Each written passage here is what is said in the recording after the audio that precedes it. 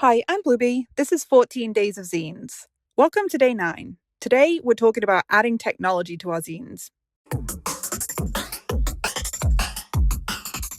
Part 1, Inspiration. So I have 3 different ways of adding some technology to your zines. Our first one is easy mode, which is adding QR codes to your zines. I've put QR codes in a number of my zines before, mostly pointing to playlists and videos.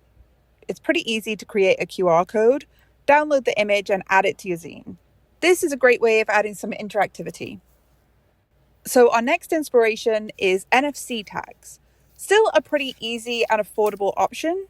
These little tags usually run between about 30 cents and 50 cents a piece. This is what I'm going to put in my zine today. NFC tags are near-field communication tags. You've probably seen some NFC tags out in the wild. You can use your phone to scan them and then something will pop up.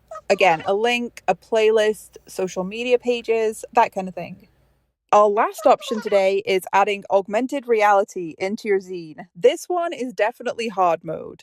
I've seen some beautiful creations on social media using augmented reality, but this definitely has a learning curve to it and a little outside of the scope of this project. Maybe one day. Part 2, the idea. So here's the idea. I have these NFC tags, and then I also have these tiny little keychain CD cases. I want to make a tiny little booklet zine for the CD case, and then also put an NFC tag in it.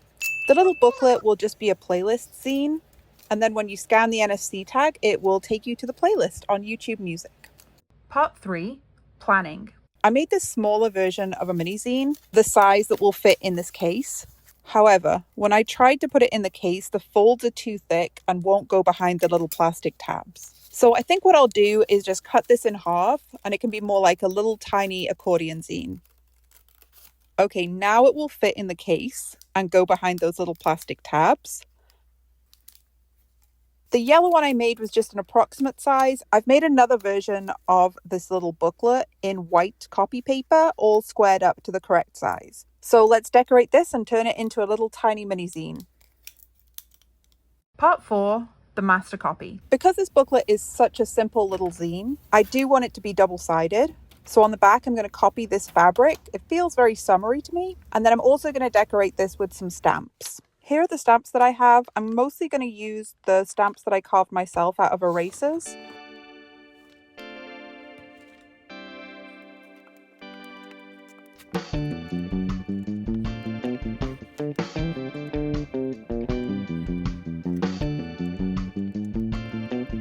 I also want to use some stamps on the front of the zine too. I think I'm going to use these tiny little cute stamps and also this lighter blue ink so that it's more of a background and doesn't stand out quite as much as the black ink.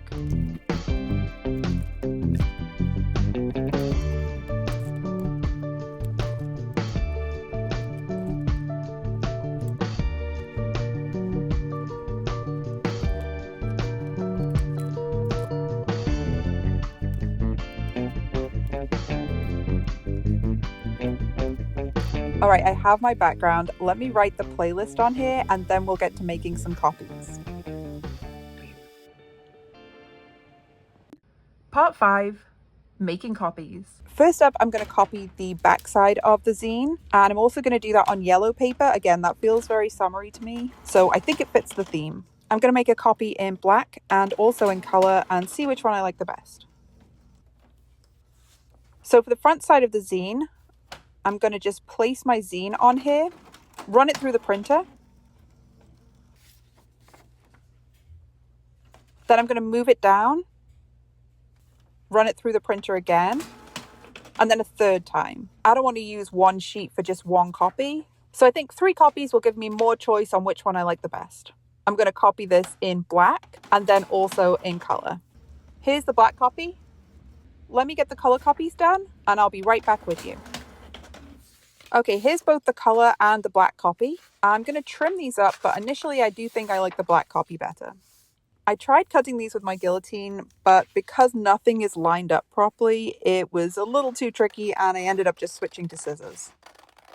I have 3 color copies and 3 black copies, and I'm going to see which of the backs I prefer. I'm going to go with this black copy and get it all folded up.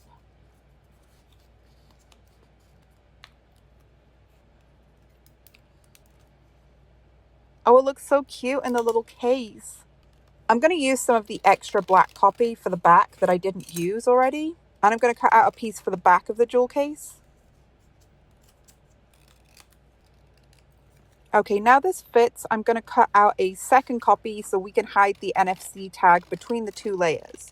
I had initially wanted to put the NFC tag in the actual zine, but because we have to keep things very thin, I'm going to hide it in the back of the jewel case instead.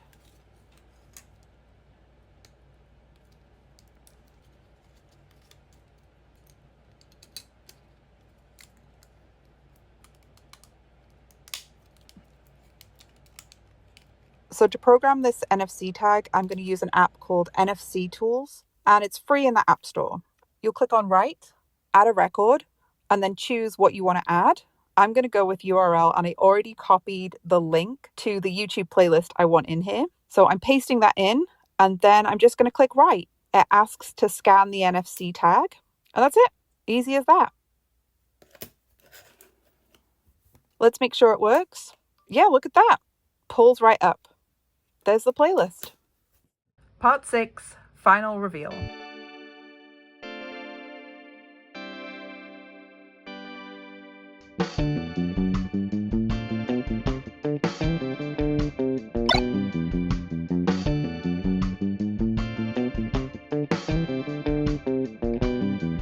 Part 7, Thoughts. As far as thoughts about this actual zine, it's a very simple little booklet zine. I wish I could have made that into an actual tiny mini zine, but unfortunately we just didn't have the space in order to do that. I still really like how this turned out. I enjoyed the process of using all the different stamps on it, writing the playlist. It was really fun to add the NFC tag in the zine, and it was so easy to program it. I know I could get the same result with a QR code, but I think this worked really well for this specific project. Since it's not very big, a QR code would have taken up like the entire back of the jewel case, and I didn't want it to look like that. The NFC tag is a great option for when you want to just hide that inside the zine. So what do you think about this one? Would you use NFC tags in your zines? That's the end of week 2 of 14 days of zines. I'll be back on Monday with one more week of zines. I hope you have a great weekend. Thanks for being here, and I'll see you next time.